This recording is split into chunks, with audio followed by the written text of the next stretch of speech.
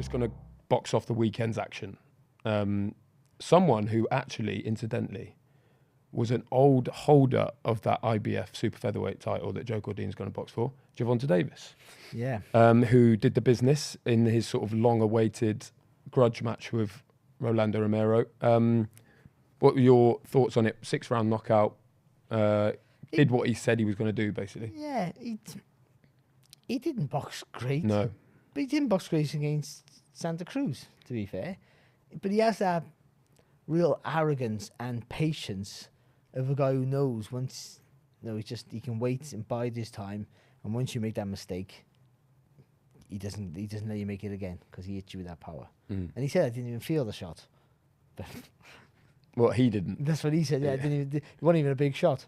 Come on. But that Rolly, I guess you would call him, Romero, the footwork wasn't great for him. He's committed. He's very raw, and he did better than I thought. I gotta be honest. Like the thing with Gervonta Davis is he's just so small for the weight. For any weight, he was small as a super featherweight. Let's be honest. I mean, in stature, he's stocky, but I mean, I tower over him. Maybe I don't tower over him. Yeah, but he's a real small guy, and so he's always going to struggle. But his timing and judgment of the distance is exceptional.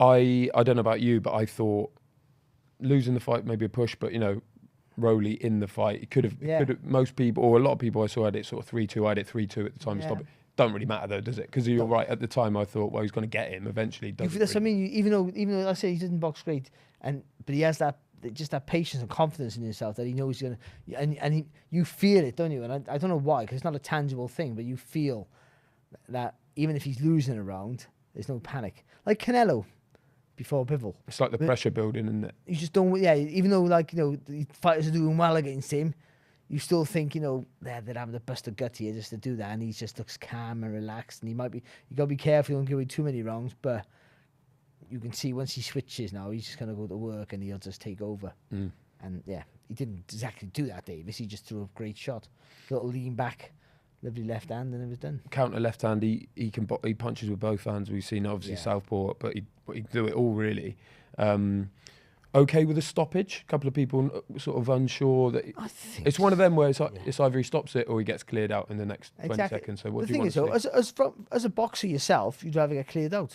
It sounds weird because while you're in it, if you can get on your feet, unless you don't know where you are, then you want to continue. But his legs were unsteady and it shouldn't be, but because you know what damage Davis can do, you have no argument with it.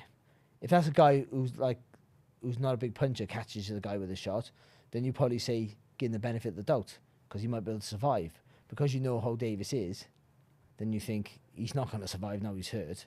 Now he's sitting with the bits between his teeth. He's going to go and roll right through him. But that shouldn't be the case because really every fight should be done on its own individual merits. But I know I had no issue with the stoppage. Where do you rank him in the other lightweights? Obviously up at lightweight now. I said he's a former world champion at super feather, and he's done a bit of hopping about. Seems like he's settled at lightweight. Like you say, not the biggest lightweight, but it feels like he can hold his own there. I think so. It's a great mix of fights. Obviously there's one this weekend. There, Cambosis versus Haney. That's going to be is that genuine unified? Even I lost my control over. No, that is. Yeah, that is. Haney's the WBC. Yeah. Yeah, genuine, isn't he? That's all of them. Yeah. Finally, So that's but you'd fancy Davis with either one of them. I mean, Haney could box him. Cambosis. See, I'm still unsure about Cambosis because I'm thinking he boxed so well against what's that fellow no one talks about anymore? Lomachenko. He boxed so well. He did everything right, and he deserved the win, and there was no argument. But I got a horrible feeling that he just one night. He just was out of his skin. Did something that he's never going to do again.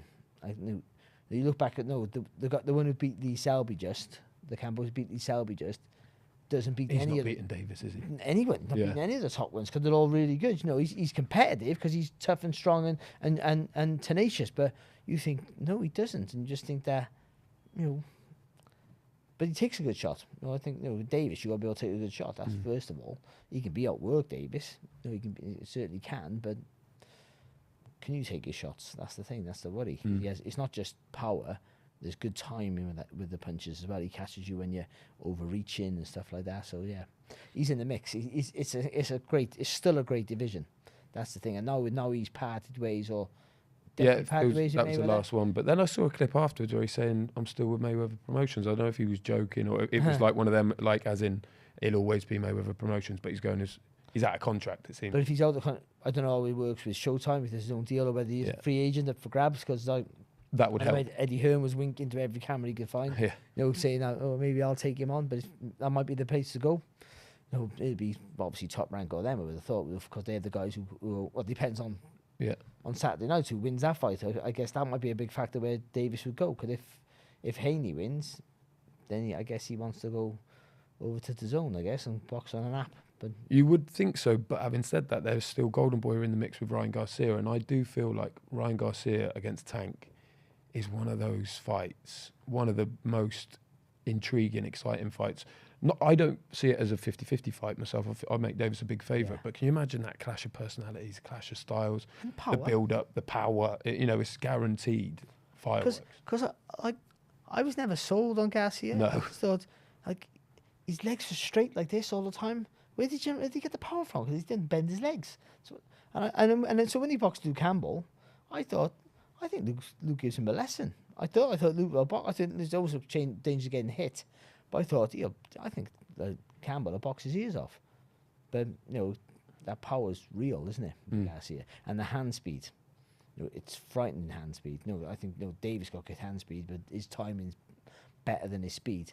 But Garcia, lightning fast, and doesn't lose any power with it, which makes him a real danger. I think he got a lot of flaws in his actual...